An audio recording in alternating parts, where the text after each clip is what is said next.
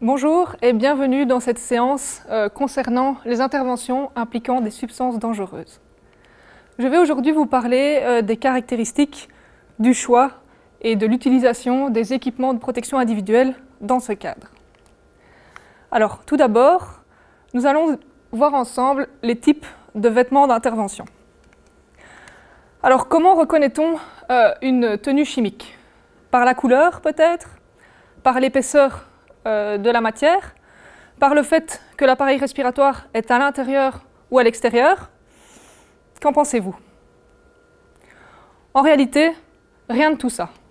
En réalité, la seule manière d'être sûr de contre quoi la tenue vous protège est de regarder à quel type elle correspond.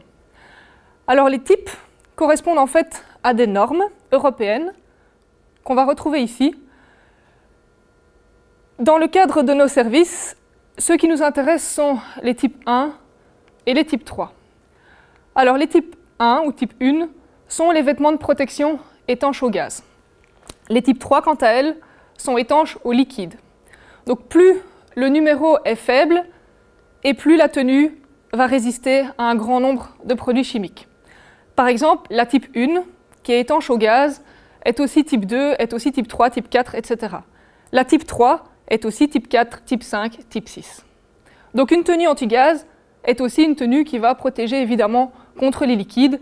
Par contre, l'inverse n'est pas vrai. Alors, pour résumer, quand on aura affaire à un produit dangereux de type gazeux, il faudra utiliser une type 1, donc une tenue anti-gaz. Lorsqu'on aura affaire à plutôt un liquide, une type 3 sera suffisante. Alors en ce qui concerne la tenue étanche au gaz, comme vous le voyez ici, on peut avoir des tenues étanches au gaz avec ARI, appareil respiratoire isolant, à l'intérieur ou à l'extérieur de la tenue. Donc le fait d'avoir l'appareil respiratoire à l'intérieur ou à l'extérieur n'indique pas s'il s'agit d'une tenue anti-gaz ou pas. Alors voilà quelques exemples encore de tenues anti-gaz. Donc vous voyez la couleur, l'épaisseur de la matière ne peuvent pas non plus être des gages de qualité, étant donné que les matériaux sont de plus en plus perfectionnés et donc on arrive à des épaisseurs de tenue de plus en plus faibles. Alors il y a évidemment des avantages et des inconvénients à avoir l'appareil respiratoire à l'intérieur ou à l'extérieur. Le principal avantage à l'avoir à l'intérieur est de protéger l'appareil respiratoire contre les produits chimiques. Alors, voilà deux exemples, donc avec un appareil respiratoire à l'extérieur de la tenue et un appareil respiratoire à l'intérieur de la tenue. Mais évidemment, un des gros désavantages à avoir l'appareil respiratoire à l'intérieur de la tenue est la place que prend alors le porteur.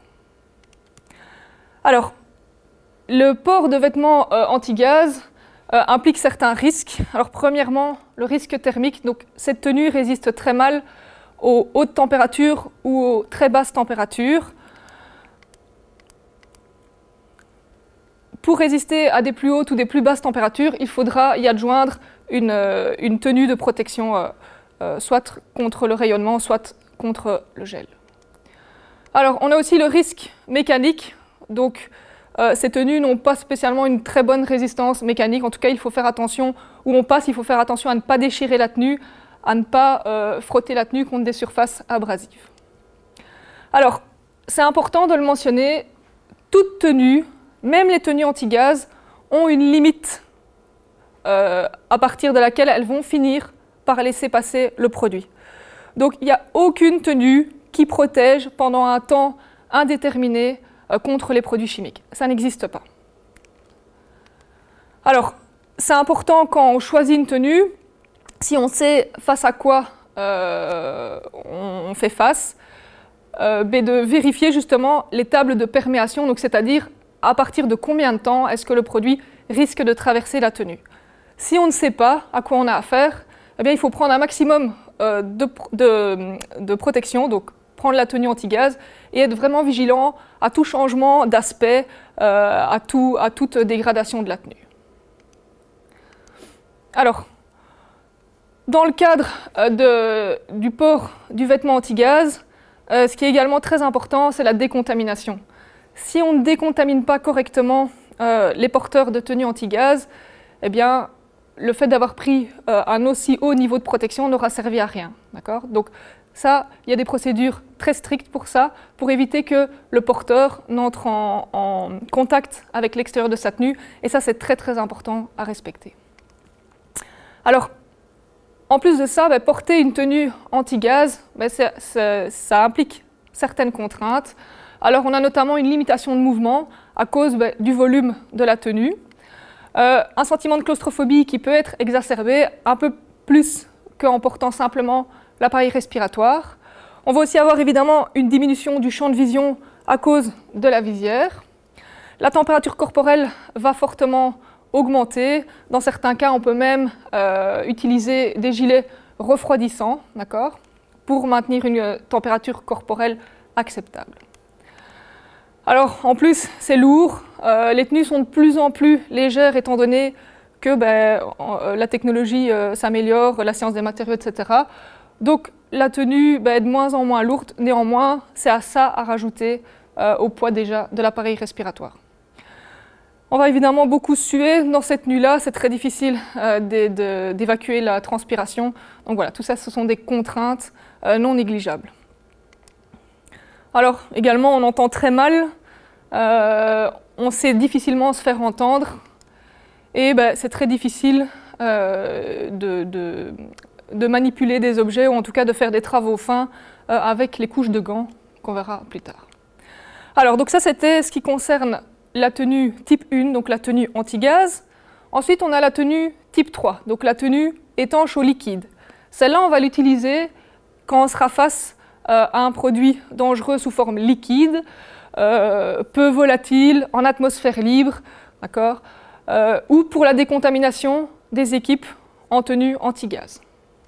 Alors, les tenues type 3, elles peuvent être de plein de couleurs différentes, de plein de sortes différentes, avec appareil respiratoire à l'intérieur ou à l'extérieur. Donc là aussi, ne vous fiez pas à l'apparence, ne vous fiez pas à la couleur. Ce qui compte, c'est ce qu'il est écrit sur l'étiquette, à quel type de tenue vous avez affaire. Alors, une tenue qu'on va beaucoup rencontrer dans nos autopompes, c'est la tenue dite splash. Donc c'est celle-ci, c'est une tenue type 3, donc résistante au liquide, pas au gaz, où on va mettre l'appareil respiratoire à l'intérieur. Alors, on voit aussi des tenues type 6 dans nos services. Donc les type 6, c'est quoi? C'est protection contre les pulvérisations limitées. C'est notamment beaucoup utilisé dans le cadre Covid. Donc ça va vous protéger de petites pulvérisations, d'un jet de liquide, etc. Mais c'est très peu utilisé dans les interventions chimiques à proprement parler, puisque la protection chimique est quand même très limitée. Donc, c'est OK pour les interventions insalubres ambulance, OK pour Covid, pas OK pour les interventions chimiques à proprement parler. Alors, vous êtes un peu perdu là-dedans? Oui, OK, je comprends. On va faire un petit récapitulatif. Dans les tenues, on va trouver des tenues étanches au gaz, donc c'est tout ce qu'on va retrouver ici, et des tenues étanches au liquide. Dans les tenues étanches au gaz, on va retrouver des types 1A, on va appeler ça, donc c'est-à-dire avec l'appareil respiratoire à l'intérieur. On va aussi retrouver avec l'appareil respiratoire à l'extérieur. Dans toutes ces tenues, on va encore trouver deux catégories, les tenues réutilisables et les tenues jetables. Donc les tenues réutilisables, le principe c'est de les nettoyer et de pouvoir les réutiliser d'intervention en intervention. Et les jetables, l'intérêt c'est après une intervention, on les détruit et on reprend une nouvelle. Nos services vont de plus en plus vers ce type d'intervention pour une question de logistique et de sécurité. Alors, ne jamais, donc tout ça pour vous dire que, comme on l'a dit juste avant, ne vous fiez pas à la couleur, ne vous fiez pas à la matière pour identifier une tenue, d'accord ? Alors, en résumé, la tenue type 1, la tenue anti-gaz, elle est réservée aux équipes spécialisées. Donc, pour être porteur anti-gaz, il faut avoir suivi un cursus spécifique, un certificat, participer au recyclage, être en ordre, etc. Donc ça appartient aux équipes spécialisées. ASMAT, CMIC, ça dépend des zones, donc c'est la même chose. La tenue type 3, par contre, ça concerne tous les pompiers. N'importe quel pompier qui a un rôle sur l'autopompe, qui a une fonction sur l'autopompe, est susceptible de devoir enfiler cette tenue type 3. Il ne faut pas de formation particulière, il ne faut pas de certificat ou de recyclage par rapport au port de cette tenue. Voilà, donc en résumé, toutes celles-là, donc les tenues anti-gaz, ce sont les équipes spécialisées, et les tenues étanches au liquide de type 3, ce sont tous les pompiers qui ont une fonction sur l'autopompe. Alors donc ça c'était pour ce qui concerne la tenue en elle-même. La tenue elle n'est pas complète à moins qu'on lui ajoute des gants, des bottes et une protection respiratoire. Alors en ce qui concerne les bottes, on a principalement dans nos services deux choix, la botte en cuir et la botte en polymère. Alors quels sont les avantages et les inconvénients de l'une et de l'autre? Évidemment, la botte en cuir, elle présente une très bonne isolation thermique, contrairement à la botte en polymère. Au niveau de la résistance mécanique, elles sont à peu près sur le même pied. Par contre, au niveau résistance de produits chimiques, eh bien, la botte en polymère, évidemment, offre une meilleure résistance, mais aussi, elle va moins absorber les produits chimiques, et donc elle va être beaucoup plus facile à décontaminer, contrairement à la botte en cuir. Alors, de plus, quand vous avez des tenues avec les chaussettes intégrées, donc ces chaussettes vont offrir encore une meilleure résistance chimique que la botte en elle-même, d'accord? Mais par contre, une très pauvre résistance mécanique. Alors, c'est pour ça que on va soit mettre les bottes, comme on a vu là, ou on peut également mettre par-dessus des surbottes, ou ici, ce sont des surbottes qu'on va mettre au-dessus des bottes de feu. Donc ça, c'était en ce qui concerne les bottes. Maintenant, si on regarde d'un peu plus près les gants, on va trouver principalement 4 sortes de gants. On va d'abord trouver les gants en cuir, donc qui eux vont offrir une très bonne protection thermique. On va ensuite trouver les gants en polymère qui vont offrir une protection chimique et mécanique. Les gants en Kevlar qui vont uniquement servir à protéger mécaniquement. Et les sous-gants qui, eux, vont offrir une excellente protection chimique. Alors, est-ce que les gants de feu représentent une bonne protection contre les produits chimiques? Non, évidemment pas. Pourquoi? Tout d'abord parce qu'ils vont absorber donc, les produits. Quand vous allez au feu, bien souvent, si vous avez eu une lance dans les mains, vous vous rendez compte que vos gants sont pleins d'eau. Évidemment, si vous êtes en contact avec un produit chimique, ça va être la même chose, votre gant va tout absorber. Donc ça veut dire que ça va passer à travers vos gants, ça risque d'atteindre votre peau et en plus à décontaminer, c'est pas possible. Alors au niveau des gants chimiques, on a de toutes sortes, tout ce qui est polyéthylène, nitrile, PVC, néoprène. Ne vous fiez pas à l'apparence, ce type de gant est très résistant chimiquement, par contre au niveau mécanique, évidemment c'est beaucoup plus fragile. Ceux-ci, donc les gants par exemple en nitrile, offrent un meilleur compromis entre la résistance chimique et la résistance mécanique. Alors, les sous-gants en coton, eux, n'ont comme unique fonction qu'une question de confort. Donc le but, c'est d'absorber la transpiration et éviter que le porteur ne se retrouve avec les doigts qui baignent dans sa propre sueur. Alors, quid des gants en nitrile? Donc les gants que vous utilisez dans le cadre des interventions ambulances. Alors, au niveau de la protection biologique, c'est OK, évidemment, puisque c'est ce que vous utilisez dans les ambulances. Par contre, au niveau de la protection chimique, c'est très limité. Donc, si vous avez autre chose à disposition dans le cadre d'une intervention chimique, laissez tomber les gants en nitrile. Voilà pour les gants. On va maintenant passer au type de protection respiratoire. Alors là aussi, il existe toute une série de protections respiratoires différentes. Alors tout d'abord, les masques anti-poussière FFP2, FFP3. Alors, dans quel cas va-t-on les utiliser? Alors, par exemple, dans le cadre de l'amiante, dans le cadre d'une désincarcération pour se protéger des poussières de verre qui sont très fines, et dans le cadre d'agents pathogènes, comme en ambulance, vous le voyez avec la crise Covid, ce sont des FFP2 qui sont suffisants pour le coronavirus. Alors, par contre, dans le cas d'une intervention chimique, on n'utilise pas ces filtres-là, parce qu'ils n'offrent aucune résistance en fait, chimique. Alors, leur principe, c'est quoi? En fait, si vous prenez un ensemble de poussières, vous allez vous retrouver avec des poussières de différents diamètres, des plus gros, des plus petits. Et le principe, c'est qu'en fonction du degré de protection, ben, on va arrêter des poussières de plus en plus fines. Okay? Donc le FFP1, il va arrêter vraiment les grosses poussières de type construction, les poussières inertes. Le FFP2, ben, ça va déjà être les plus petites poussières, les plus petites particules. Par exemple, ben, tout ce qui est Covid, la grippe, etc. Et alors le FFP3, ça va être encore plus petit, donc tout ce qui est amiante, tout ce qui est dans la protection par rapport à la variole, etc., ça va être plutôt des FFP3. Donc évidemment, le FFP3 offre une meilleure protection que le FFP2, qui offre aussi une meilleure protection que le FFP1. Alors, pour vous montrer un exemple, le FFP1, ben, voilà ce qu'il va filtrer. Donc, par exemple, sur l'ensemble des poussières, ben, le FFP1, il va filtrer 80% des poussières. Le FFP2, puisqu'il va arrêter des plus petites poussières, il va aller jusqu'à 94% de l'ensemble des poussières filtrées. Et enfin, le FFP3, jusqu'à 99% des poussières filtrées. Alors, on a aussi le masque à cartouche, donc le masque à filtre. Dans quel cadre va-t-on l'utiliser? On va l'utiliser quand on a affaire à un produit connu, dans des concentrations connues, ou bien pour l'équipe de décontamination. Pourquoi? Parce qu'on considère que les porteurs qui reviennent ont sur eux une quantité de produits infime, et du coup, on ne met pas l'équipe de décontamination en danger avec ce type de filtre. On va aussi les utiliser dans le cas d'un risque nucléaire ou d'infection, ils sont aussi valables. Alors, est-ce qu'on peut utiliser n'importe quel filtre dans n'importe quel cas? Bien sûr que non. On ne va pas, par exemple, les utiliser à l'intérieur, okay, puisque ce type de filtre, déjà, ne va pas vous protéger par rapport à un manque d'oxygène ou dans des concentrations très élevées.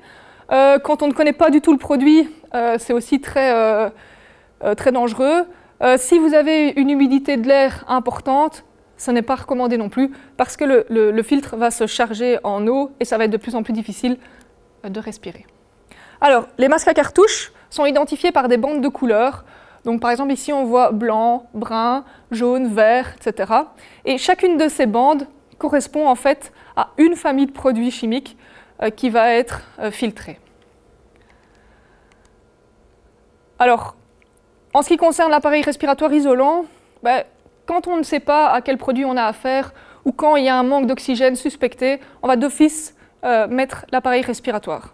Dans quel cas est-ce qu'on ne va pas l'utiliser? Il n'y a aucun cas où on déconseille d'utiliser l'appareil respiratoire. Le seul désavantage de l'appareil respiratoire, c'est son autonomie et évidemment la fatigue que ça implique pour le porteur. Alors dans le doute, qu'est-ce qu'on met? Dans le doute, on met un aéri évidemment. Si vous intervenez avec l'autopompe en premier lieu et que vous ne savez pas du tout à quoi vous avez affaire, mettez un aéri, c'est toujours évidemment la plus grande des protections. Alors évidemment, c'est important d'adapter la protection individuelle en fonction du risque. Alors, en fonction que vous ayez affaire à un risque toxique ou corrosif ou un risque inflammable, évidemment, on ne va pas se protéger de la même manière.